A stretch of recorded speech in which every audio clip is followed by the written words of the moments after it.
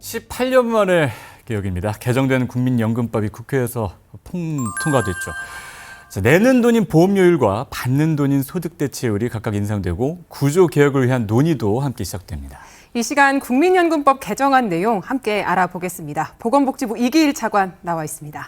어서 오십시오. 안녕하십니까. 네. 그동안 연금 개혁을 위해서 다양한 행보를 하셨습니다. 메시지도 내시고요. 간담회도 많이 열고 참여를 하셨었는데 이런 과정 모두가 다 연금 개혁의 필요성을 설명하기 위한 과정들이었던 것 같습니다. 어떠셨어요? 예, 그렇습니다. 연금 개혁에 대해서는 정말 꼭 해야 될 그런 개혁인데 제가 이거 판넬을 준비를 좀 했었습니다. 네. 지금 보시면 저희가 현재 보험료가 9%를 우리가 내고 있습니다. 예. 그런데 대체율은 예를 들면 40년간을 가입하게 되면 40%를 받는다는 겁니다. 그러니까 네. 9만 원, 100만 원이면 9만 원을 내고 40만 원 받는 건데요. 역으로 40%를 받으려고 그러면 10.7%가 19.7%를 내야 됩니다. 근데 9%니까 이게 좀 부족하잖아요. 10.7%를 못 내고 있는 거거든요.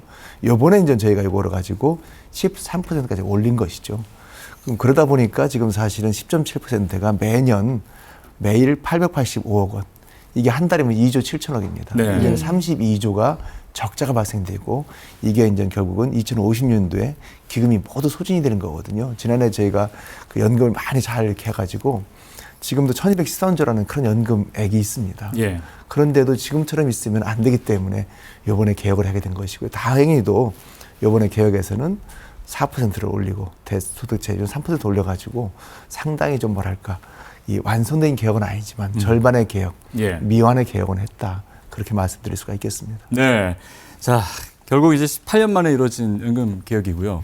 어떤 내용들을 가지고 있는지 한번 이제 잠깐 이렇게 구체적으로 하나하나 한번 말씀 들어보도록 하겠습니다. 뭐 미완의 개혁을 하셨지만 앞으로 또 그런 부분들도 차차 논의가 될 것이고요. 자, 주요 내용 한번 짚어주시죠. 예, 말씀드린 것처럼 모든 개혁이라는 게 한 번에 하면 제일 좋겠죠. 네. 근데 한 번에 하기 위해서 너무나 힘든 면이 많이 있습니다. 네. 그래서 그 단계에서 일단 한 번 하고 또 계속 해야 되는 것이고요.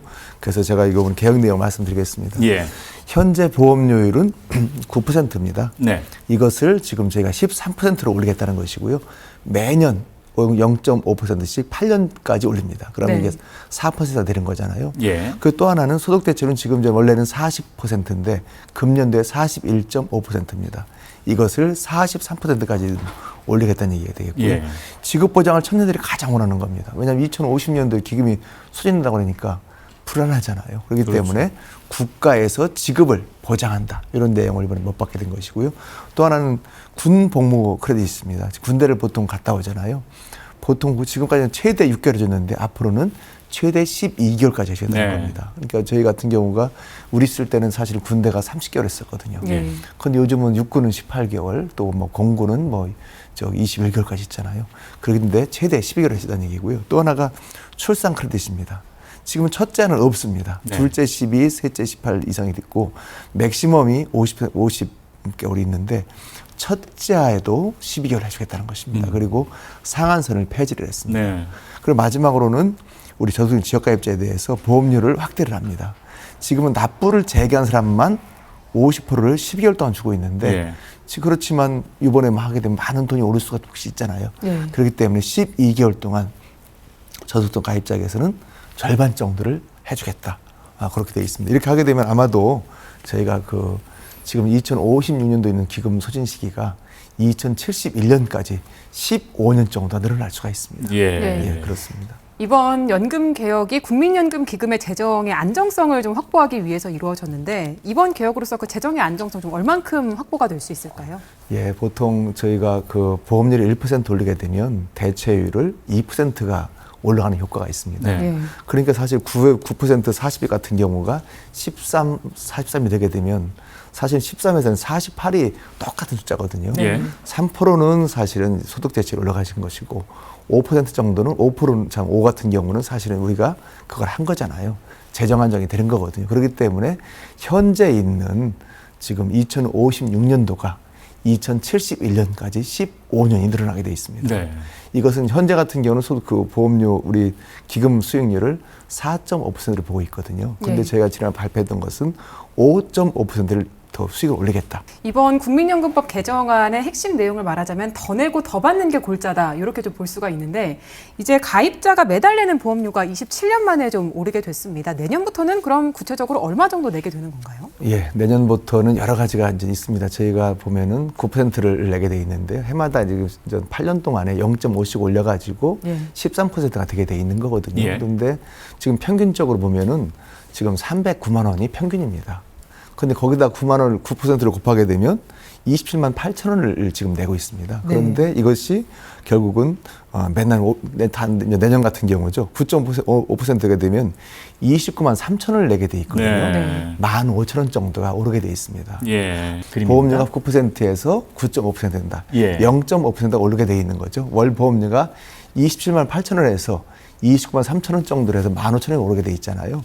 근데 우리 두 아나운서님처럼 직장에 다니시는 분 같은 경우에는 여기 보게 되면 13만 9천 원이 14만 6,500원이 돼가지고 7,500원이 오르게 돼 있습니다. 예. 지역가입자 같은 경우에는 사실은 15,000원 전부를 내게 돼 있는데 그러다 보니까 이게 많지 않냐 그런 얘기가 있기 때문에 여기에 대해서는 저희가 좀 덜 내는 그런 방안을 만들었습니다. 예를 들면 그렇군요.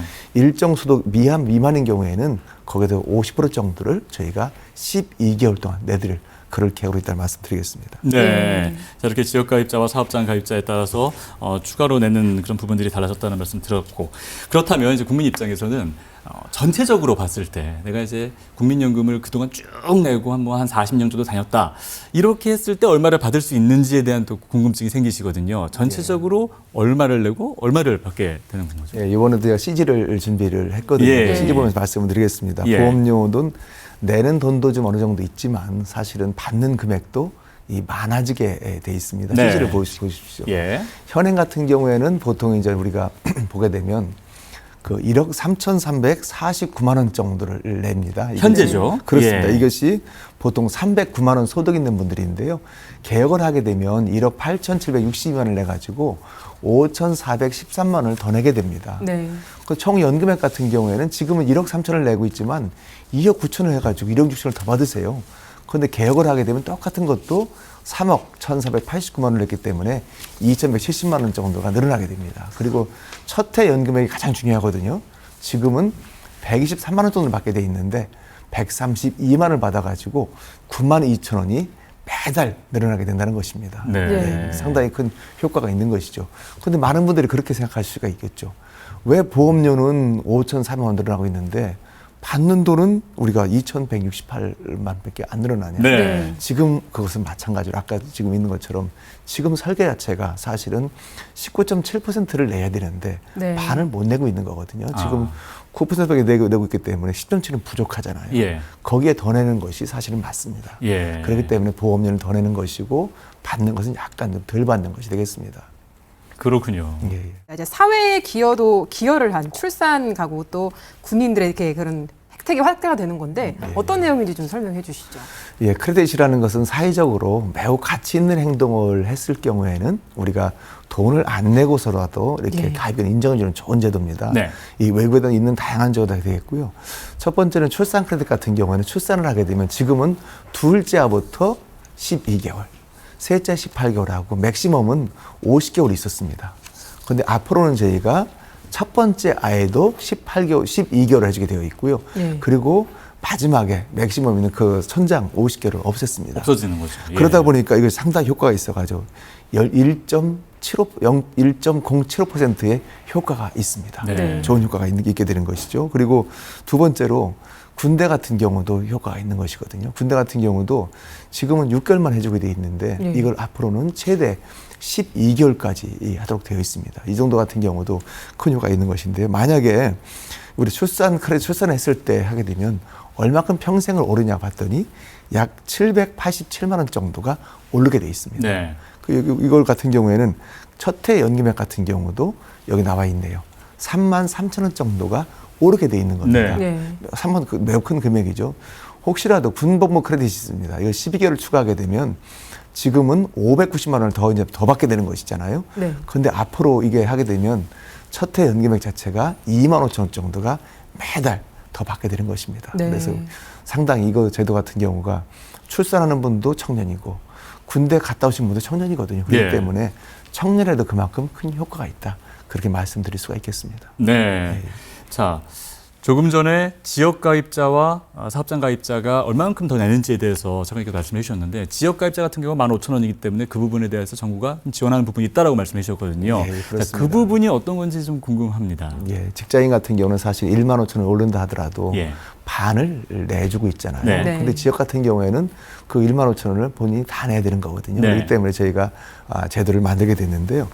이 정부에서도 여러 가지 그렇습니다. 만약에 많은 분들이 왜 좀 뭐랄까요, 저소득층도 보험료를 많이 내게 되느냐, 그런 부담을 덜기 위해서 일단은 저희가 일정 소득 이하, 예를 들면 100만 원 같은 경우에는 13만 원을 내게 돼 있는데 여기에 절반 정도인 6만 5천 원 정도를 12개월 동안 내드리겠다.